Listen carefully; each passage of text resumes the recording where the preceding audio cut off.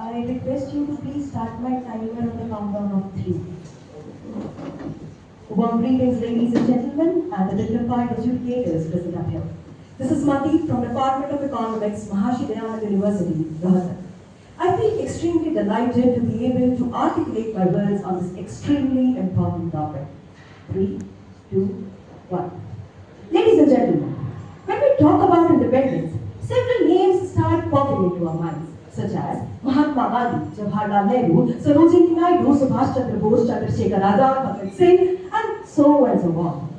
But if I ask you, do you remember the names of the people who lost their lives during partition? You would barely be able to name a few. And even if you want to learn them by heart, it is practically not possible. Because history estimates that over hundreds and thousands and possibly nearly 2 million. Yes, 2 million people lost their lives during partition. Back in mid-August 1947, India woke up with independence. India woke up with freedom. But unfortunately, India also woke up with new borders. People suddenly found themselves on the different side of the border. They had to decide which side they had to go. They had to decide what they can carry with themselves, and they had to leave the homes where their families had been for generations.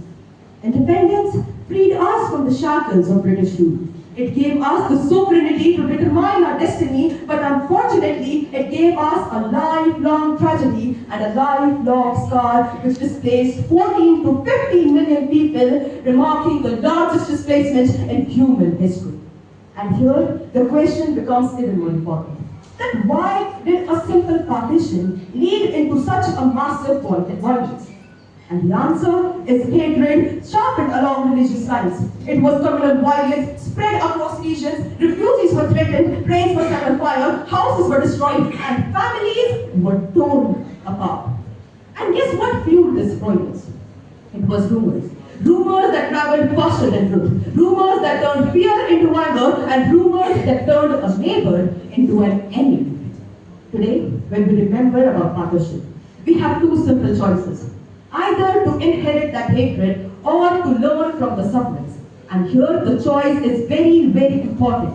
Because history is not meant to be a warehouse of grievances. It is meant to be a classroom, and partition is one of the most different and difficult chapters in it. It teaches us how political division can change into social division. It teaches us how fear can overpower trust, how rumors and propaganda can turn into violence, and how an ordinary person can be destroyed due to decisions taken by people sitting far above him. And therefore, the decision becomes even more important between dialogue and hatred, between fear and trust, between rumors and facts, and between humanity and prejudices. Today, on 14th of August, on account of Partition Horrors Remembrance Day, let us resolve to ourselves.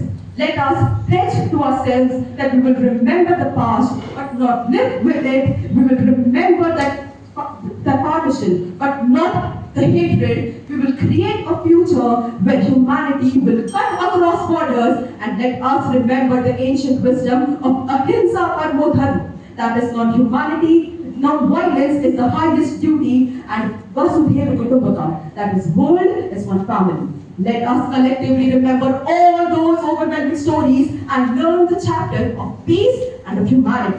Thank you very much. Jai Hind, Jai Bharat.